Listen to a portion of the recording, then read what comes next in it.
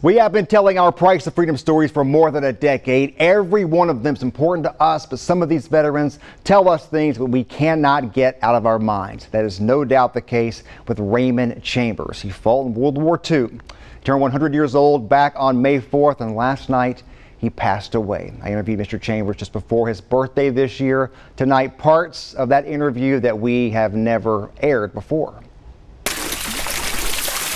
You're timeless, Ray. You don't change, ever. What do you want? Well, we're just going to sit and talk. It ain't going to be no big deal, I promise. No, she called me a river rat. What year were you born? May 4th, 1923. 23. And you grew up around downtown Chattanooga? Tell me that story. 104 Pine Street. My dad kept the steamboats going. He was a river man. We lived on a houseboat for the longest. I loved to fish. I had two sisters, Wilma and Thelma. They both died of pneumonia. That's when the epidemic was going around. They were born before I was. And I was the only one that lived. Did you enlist to go, or did you get drafted to go to fight? No, I was drafted. I was married when I went in. We're not going to give you a hard pop quiz or anything, I promise you. We're just going to talk about the things you remember.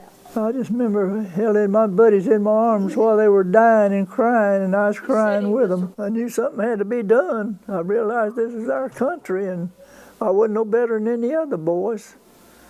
So we went to South Carolina. We shipped to South Carolina for basic training. Then I went over as a replacement with the 3rd Infantry Division. Tell me what you remember about the war itself and being over there at that time.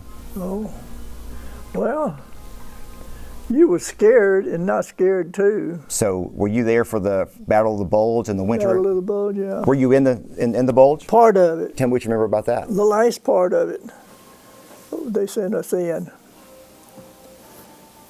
And all I can tell you, it was hell.